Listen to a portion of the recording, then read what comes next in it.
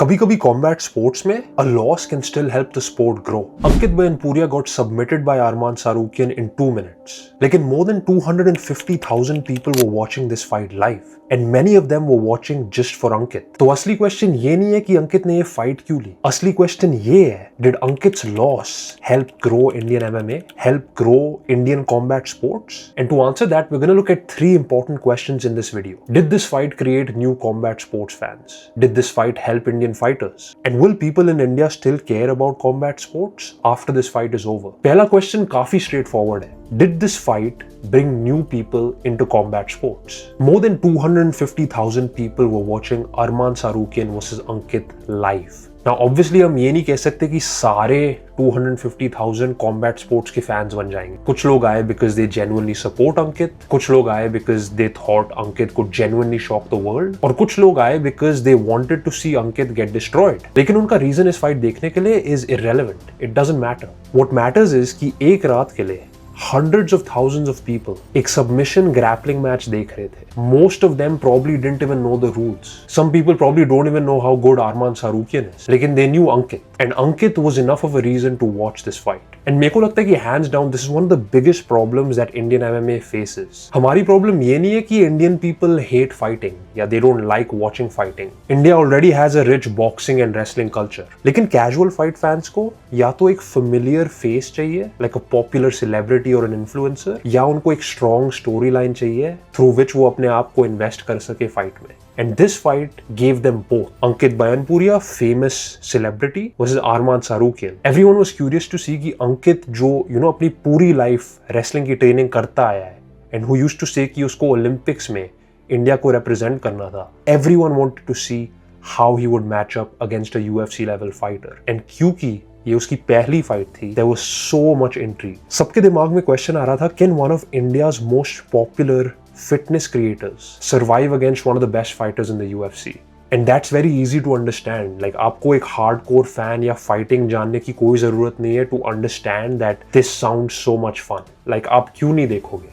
And ये जो पूरी audience की hype थी, it was translated everywhere. I mean the boom in Indian combat sports in the last week, जब से ये fight announce हुई. I mean, you can take my Instagram for example. जब मैं अंशुल जूबली या रविंद्र धंत या चुंगरेंग कोरेन पे videos बनाता था, those videos would get like 1,000, 2,000 views, not bad. जब मैंने अंकित और अरमान की fight पे reels बनाई, 1.7 million, 500,000, 100K, 50K, numbers ऐसे आ रहे थे, I was like, what the hell is happening? And this is because a lot of casual fans जो day to day combat sports के न्यूज को फॉलो नहीं करते, वो भी अब ये फाइट देखना चाहते थे. लेकिन एक फाइट देखने से कोई कॉम्बैट स्पोर्ट्स का फैन नहीं बन जाता. तो did this fight actually create new fans? I would say yes, क्योंकि one of the hardest hurdles for Indian MMA has been reaching this casual audience. We have always had the hardcore audience जो actually fighting में interested है. लेकिन how do we get the people जिनको fighting से कोई फर्क नहीं पड़ता to also watch? And that is exactly what this fight did. लेकिन attracting viewers सिर्फ पहला step है. A bigger question is whether any Indian fighters actually benefited from this fight. On the same night जहां अरमान Tsarukyan और अंकित बैनपुरिया लड़े थे, उसी रात ओवेस याकूब fought Delian Georgiev at Brave CF in Bulgaria. And by the way, Owais याकूब कोई influencer नहीं है जो पहली बार combat sports try कर रहा है. He's an actual Indian MMA professional fighter and is one of the best prospects in India. Let me tell you a quick stat. Before Ankit's match even started, जहां 2.5 लाख लोग देख रहे थे, around 150 to 170,000 people were watching Owais's fight. That is absolutely insane. And बहुत लोग ने ओवेस की fight देखी because अंकित और ओवेस की फाइट similar times में थी. तो काफी क्रिएटर्स थे जो लाइव स्ट्रीम कर रहे थे. They basically said कि ओवेस भी लड़ रहा है, अंकित भी लड़ रहा है, I'm gonna live stream both fights. तो people basically joined the stream because वो अंकित और अरमान देखना चाहते थे. लेकिन while they were waiting for Arman versus Ankit, they were introduced to Owais Yaqub. And suddenly a professional Indian MMA fighter was being watched by 150,000 people. And you know what the craziest part is? As soon as Owais की fight खत्म होती है, the view count went from 150,000 to 7,000 people watching. I feel like this could be the future of Indian MMA. जहां हमारे पास एक mainstream नाम होए who headlines the card, and then we have professional MMA fighters जो उसी card पे लड़ते हैं. This is how they both get recognition and the sport grows. तो लोग initially आए थे अंकित के लिए, लेकिन they stayed and they found out Owais and potentially अब लोग ओवेस याकूब के भी फैंस बन चुके हैं. Like I said पहले सेक्शन में, the biggest problem with Indian MMA is not a lack of interest, it's a lack of awareness. लोगों को बस पता ही नहीं है कि कौन लड़ रहा है, क्यों लड़ रहा है, why should they care. और जिस दिन ये फाइट हुई थी, all those problems were solved. And by taking this fight, Ankit has also created a bridge between the Indian fighting audience and the Indian fitness audience. ये दोनों audiences काफी similar है, बस इन दोनों को पता नहीं है. They both value hard work, they both value self-improvement, self-confidence, exercises, transformation, discipline. These are all very similar qualities both these audiences share. And तो अगर उनको already fitness पसंद है, they will most likely enjoy combat sports too. So when we come back to our second question, which was, did this fight help Indian fighters? The answer is definitely yes. We have an exact case in Owais Yaqub.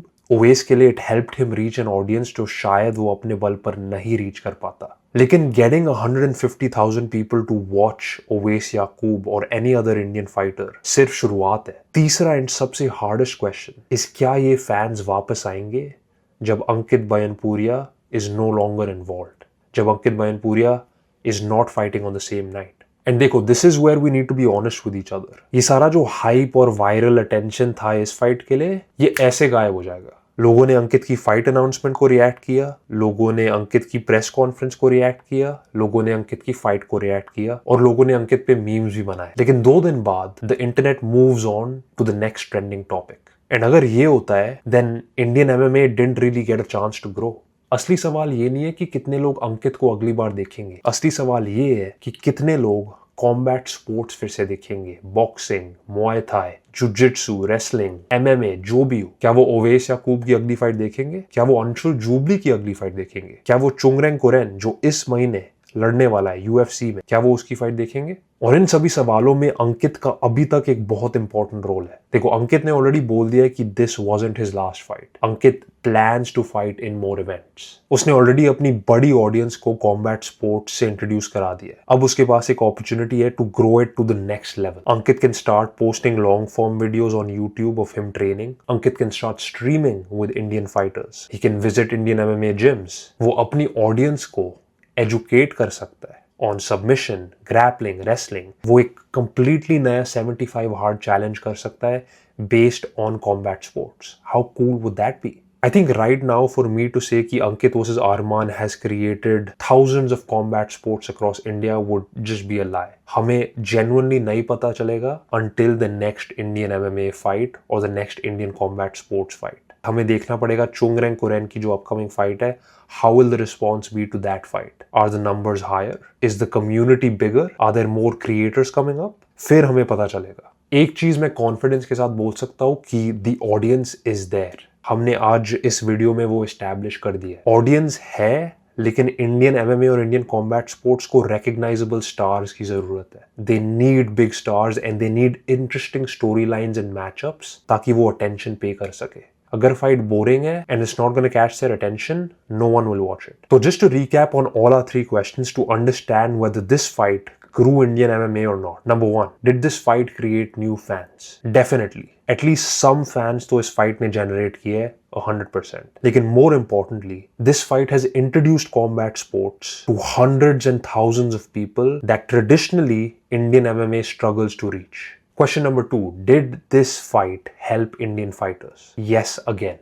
हमने ओवेस याकूब का direct case लिया था. Around 150 to 170,000 fans watched Owais Yakub's fight and जब उसकी fight खत्म हुई the viewership drop to 7,000 viewers. और तीसरा और आखिरी question, will all this attention last? इस क्वेश्चन के आंसर के लिए we'll still have to wait. We'll have to wait on community कैसे रिस्पॉन्ड करती है to the upcoming fights. Community कितनी बढ़ती है, इसके बाद अंकित कौन सी फाइट्स करेगा, कैसा कंटेंट बनाएगा, एंड अगर ऑडियंस का इंटरेस्ट अगली फाइट के बाद भी बना रहेगा. अगर आपको ये वीडियो पसंद आई तो YouTube को लगता है कि आपको ये वीडियो भी पसंद आएगी. Let's find out if they are right.